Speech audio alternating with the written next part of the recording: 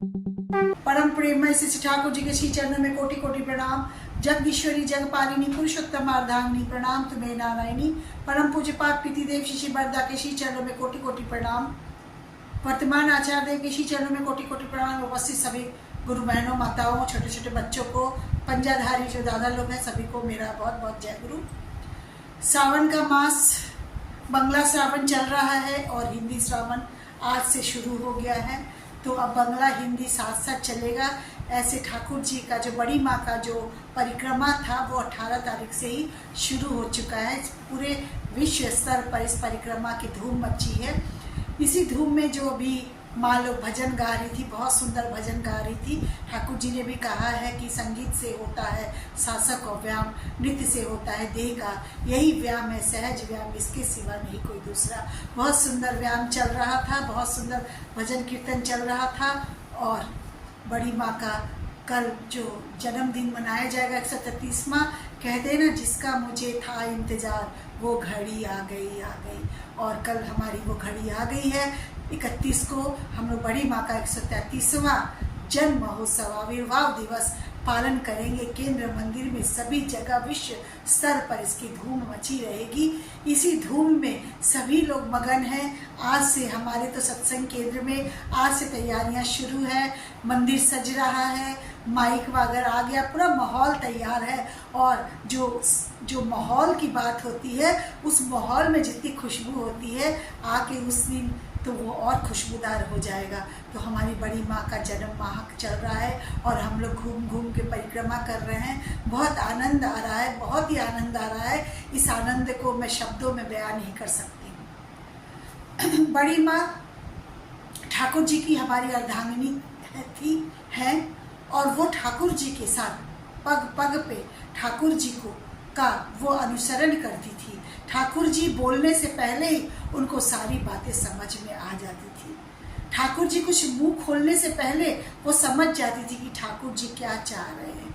अगर ऐसा हम भी बड़ी माँ का अनुसरण करें, अगर ऐसा हमारे अंदर ये परिवर्तन होता है तो हम बहुत धन्य अपने को महसूस करेंगे। इसी तरह छोटी छोटी कहानियाँ हैं बड़ी माँ का। जैसा बड़ी माँ का ही श्रावण मास चल रहा है। 14 श्रावण को बड़ी माँ का जन्म हुआ था। आप लोगों को पता ही है, पूरा मेघ जो है, पूरा मेघ छाया हुआ था और मूसलाधार बारिश हो रही थी। उसी बारिश में एक छोटी सी कन्या जन्म लेती हैं और कन्या जन्म लेते ही अपनी जो लीलाएं हैं, अपना जो अद्भुत स्वरूप है हम लोगों के समक्ष मतलब सुनने को मिला है। हम लोगों ने तो देखा नहीं है, लेकिन जिन्होंने भी देखा है, जाना है, हम लोग किताबों से पढ़ के उस घड़ी को, उस पल को महसूस कर सकते हैं।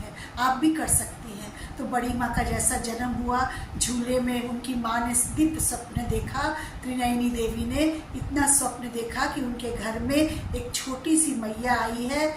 पैर में अब महावर रंजित है, आलता रंजित है और छोटे छोटे पैर हैं। पूरा सोने जैसा रंग है। वैसे एक माँ उन्होंने सपने में देखा और सपने चरितार्थ हो गया और बड़ी माँ का जन्म हुआ। बड़ी माँ का जन्म हुआ तो उनका जो रंग था बिल्कुल दूधिया कलर का था, तो बिल्कुल स्फटिक मोती की तरह था। जैसे स्फटिक मोती होता है ना, बिल्कुल सफ़ेद होता है, वैसा ही उनका भी रंग था सफ़ेद। इसीलिए उनको प्यार से लोग फटकी फटकी बोलने लगे।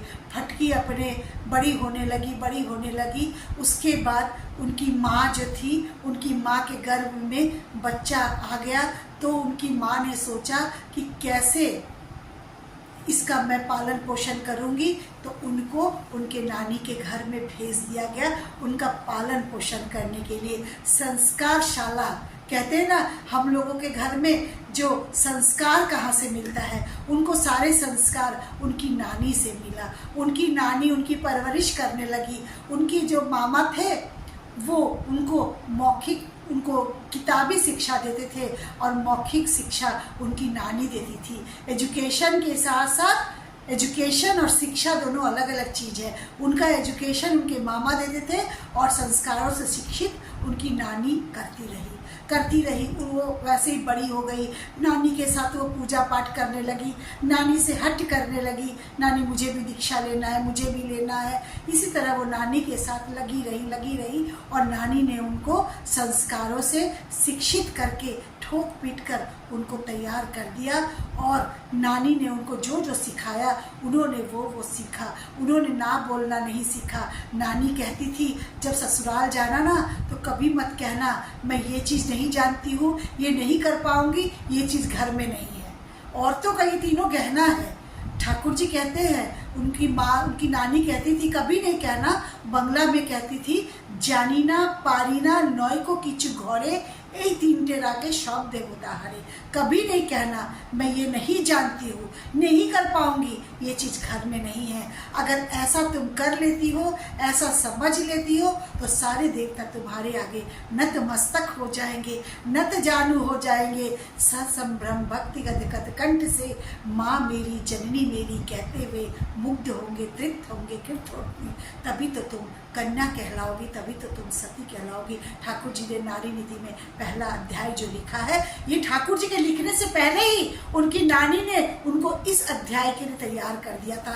कैसे एक कन्या जन्म लेती है, कैसे एक कन्या का संस्कार होना चाहिए। वो नानी के साथ फूल लाती, नानी के साथ पूजा में हाथ बटाती और नानी के साथ उनके मामा जो थे उनको एजुकेशन देते रहे, यानी उनको किताबी शिक्षा का ज्ञान भी मिलता रहा। धीरे धीरे बड़ी माँ बड़ी होने लगी और बड़ी फटकी धीरे धीरे, उस समय फटकी के नाम से जानी जाती थी, फटकी बड़ी होने लगी। एक बार की बात बताओ, फटकी उनकी बुआ के घर में उनका वो जनेऊ संस्कार था। तो फटकी जब अपनी बुआ के घर जाती हैं, उनकी माँ लेके जाती हैं, उसी गांव में ठाकुर अनुकूल रहते थे। अनुकूल, उस समय उनको सब लोग अनुकूल बोलते थे, उस समय ठाकुर नहीं कोई जानता था, अनुकूल रहते थे। तो जैसे हम लोगों के घर शादी ब्याह होता है तो हम लोग पड़ोसी के घर भी जाके व्यवस्था होती है कि यहाँ का बाथरूम कम है, यहाँ नहाने की जगह कम है, सोने की जगह कम है, तो पड़ोसी के घर भी हम लोग इंतजाम कर देते हैं। वैसे ही उनकी बुआ ने कहा कि आज तुम वहाँ जाके नहा धो लो, वहीं जाके तुम लोग नहा धो, मतलब जो भी साफ सुथरा होना है वहाँ जाके हो। जब फटकी, उस समय फटकी थी, ऐसे तो उनका नाम छोट सी वाला है लेकिन फटकी के नाम से ही प्रचलित थी। जब फटकी जाती है उनके घर में तो उनके घर में नहा धो लेती है। उस समय फैना भात जो उनके घर में, जहाँ अनुकूल ठाकुर का घर था, अनुकूल का घर था, उनकी जो माता मनमोहिनी थी, फैना भात में घी डालते हैं, घी भात भी उसको बोलते हैं। यानी फैना मना माड़, हिंदी में उसको माड़ बोलते हैं, बंगला में फैना बोलते हैं। तो माड़ भात परोसती हैं और सबको कतार से बैठने के लिए देती हैं।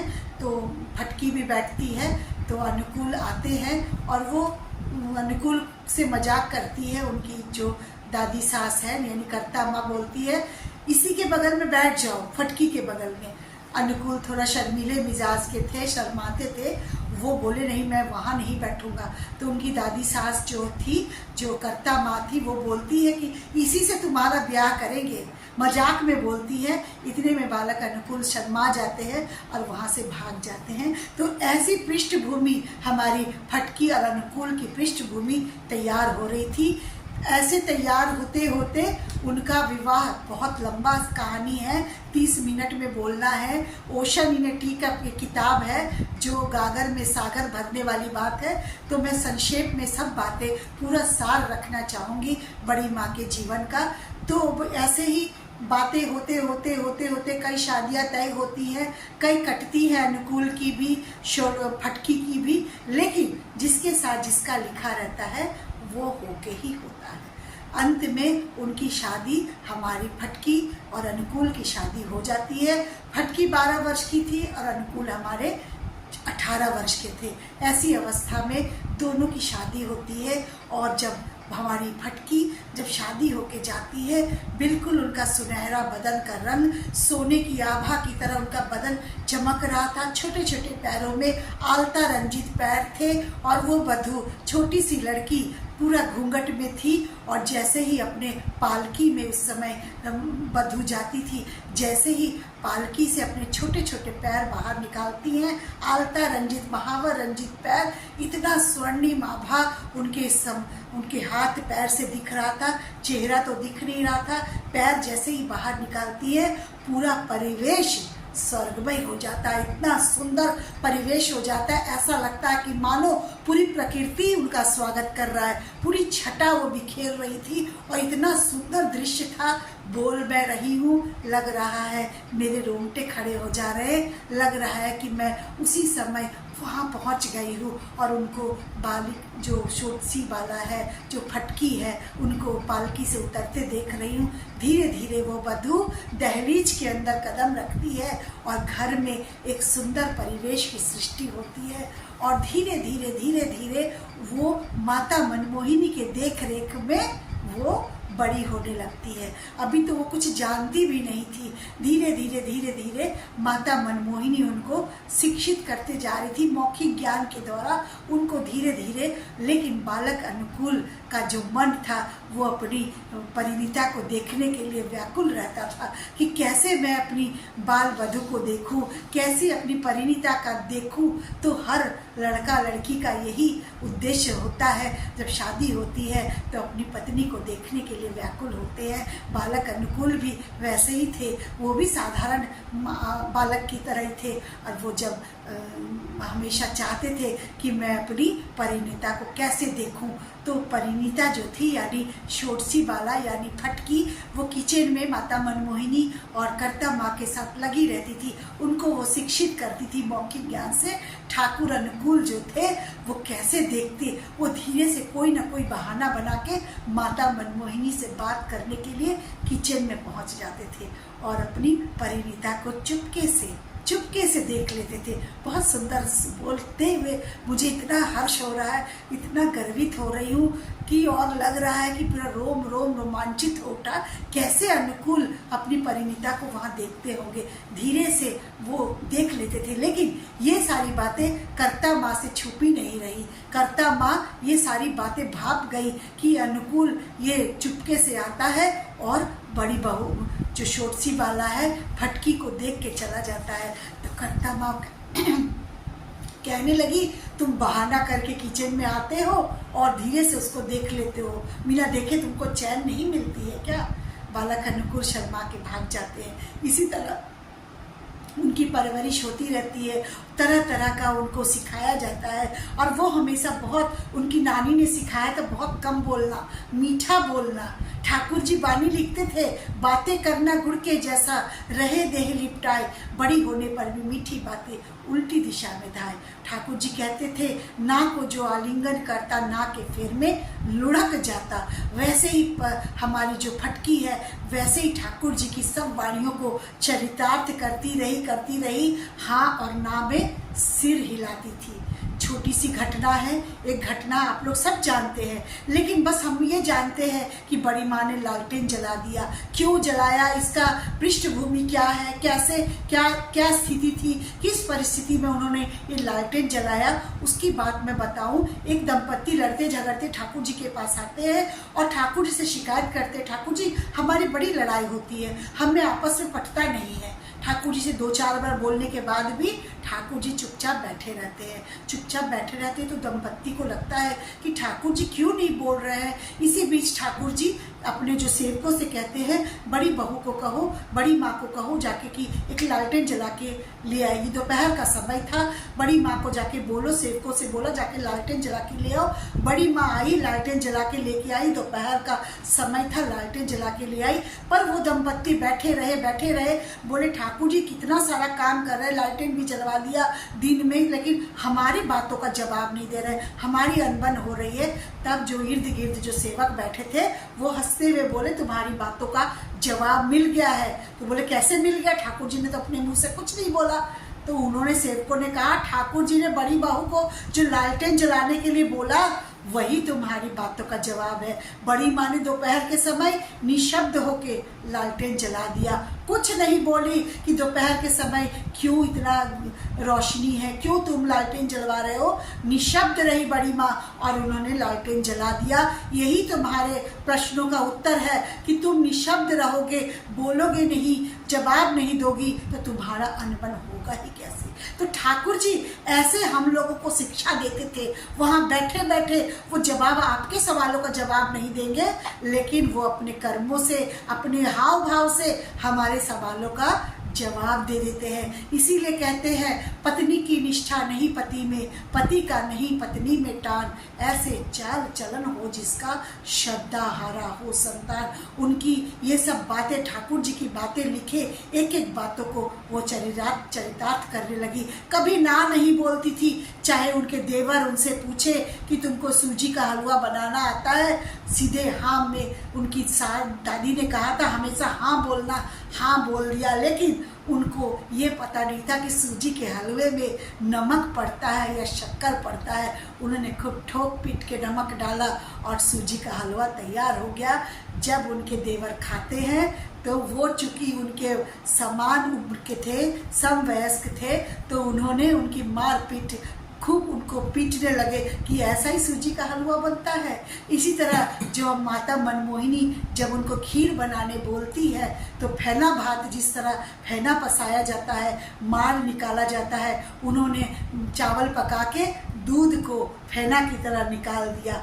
लेकिन माता मनमोहिनी जैसी सास हम लोगों की अगर सास होती तो हम लोग कहीं ना कहीं, अरे फलाने की बहू ऐसी आई है, उसको खीर बनाने नहीं आता है। लेकिन माता मनमोहिनी बहुत सशक्त महिला थी, इतनी सशक्त महिला थी कि 1925 ईस्वी में उन्होंने सत्संग नामक संस्था ही स्थापित कर दी।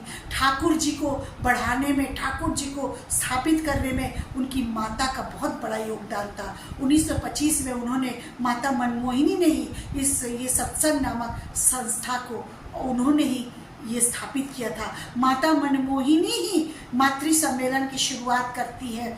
जब दोपहर के समय सभी माँ निश्चिंत हो जाती हैं तो माता मनमोहिनी अपने गुरु, जो उनके गुरु हुजूर जी महाराज थे, उनकी बातें बैठ के करती थी। और वहीं पर एक छोटी सी कन्या बैठी रहती थी, वो अपनी दादी माँ की बातें ध्यान से सुनती थी, समझती थी। तो सुनते समझते उन्होंने कुछ लाइनें लिख ली। वो लाइनें आज अजर अमर हो गई, जो साधना दी रचित प्रार्थना के रूप में प्रचलित है। तो वो कहती है उस प्रार्थना में, ठाकुर तुम्हारी वृद्धि मेरी वृद्धि को स्पर्श करे, मेरा नारित धन हो, सार्थक हो तुम्हारी नारी नीति के प्रतिपालन में। कहती है हे राजाधिराज सम्राट, तुम रहो, तुम बचो हमारे जीवन चलन के पति पदक्षेप में। ये कहती है साधना दी ने रचित प्रार्थना में ये कहा।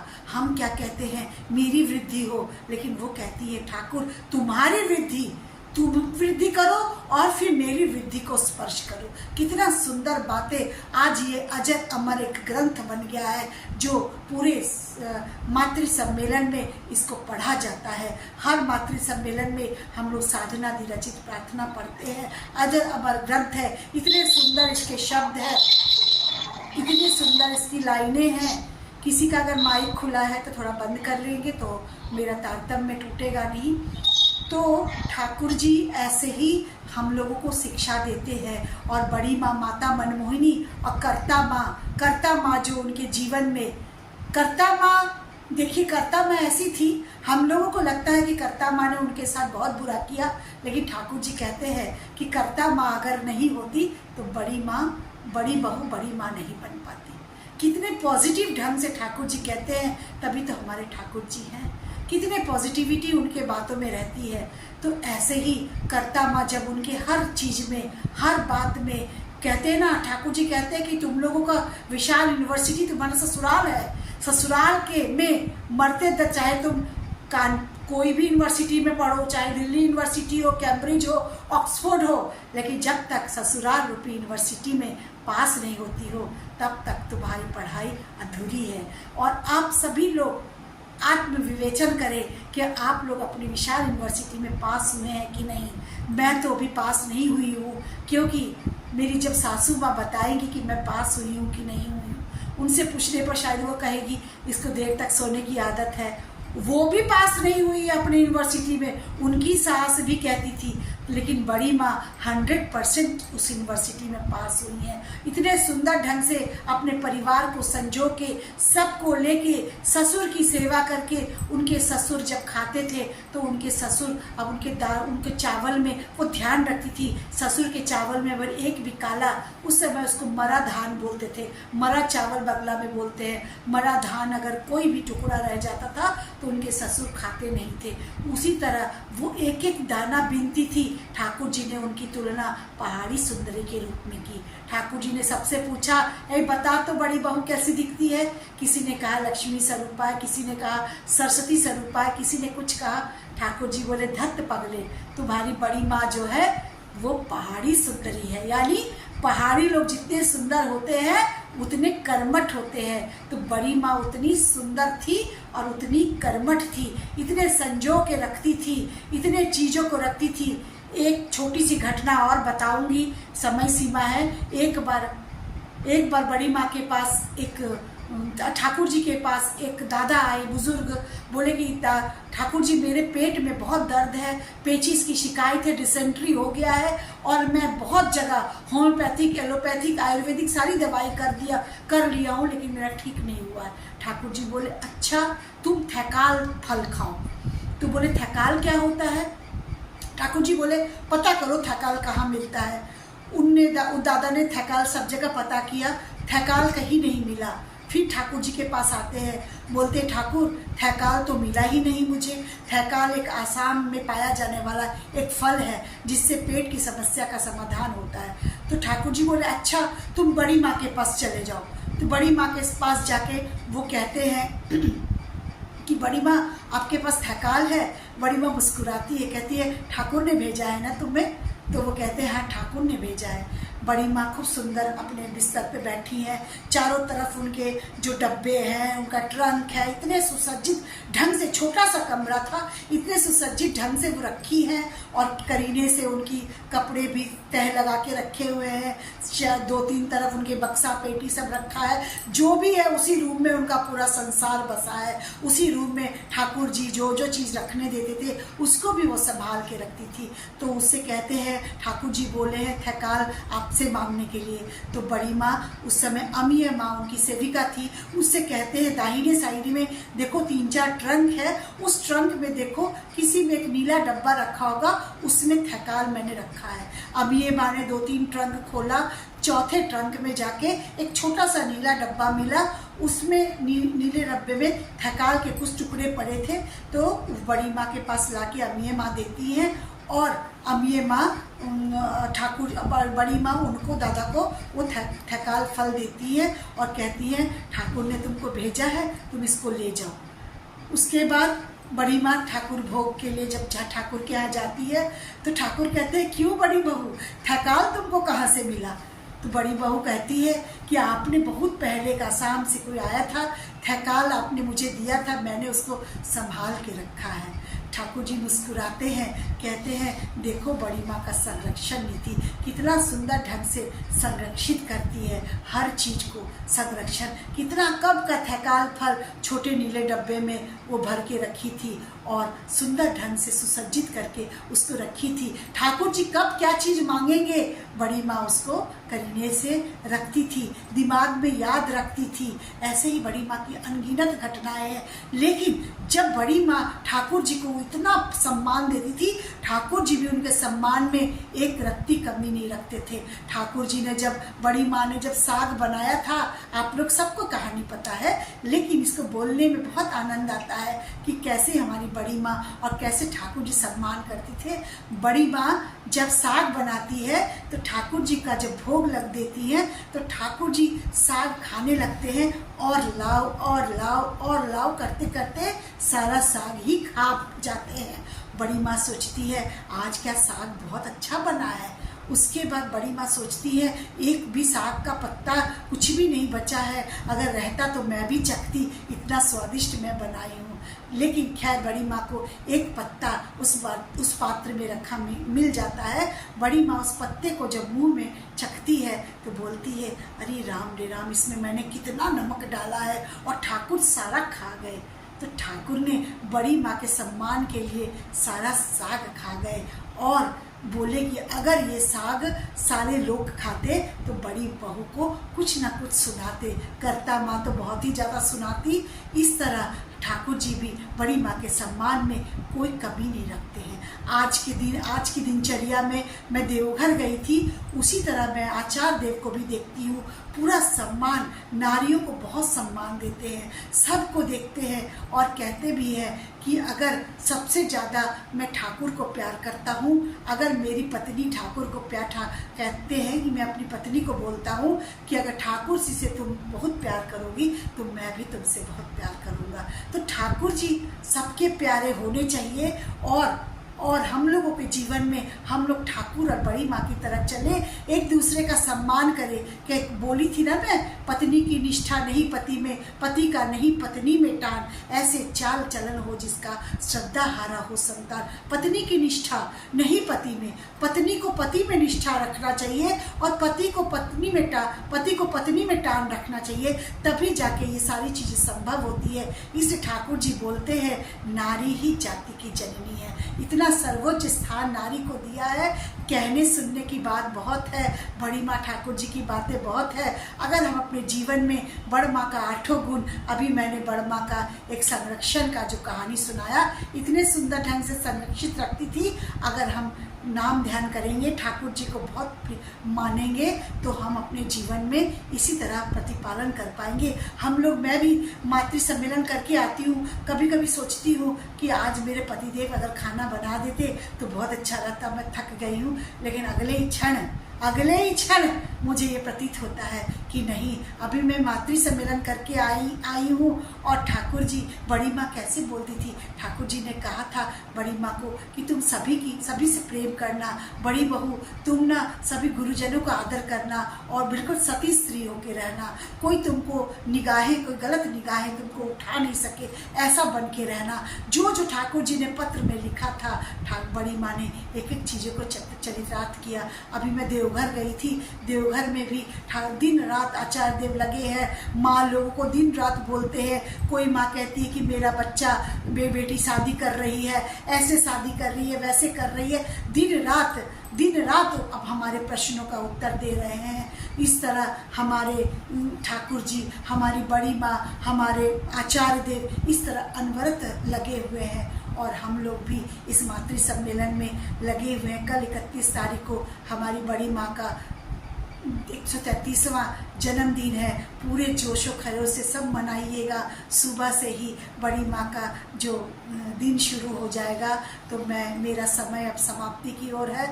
अभी भी मेरे पास लगता है 3-4 मिनट का समय है, तो मैं एक छोटी सी और घटना बताऊंगी।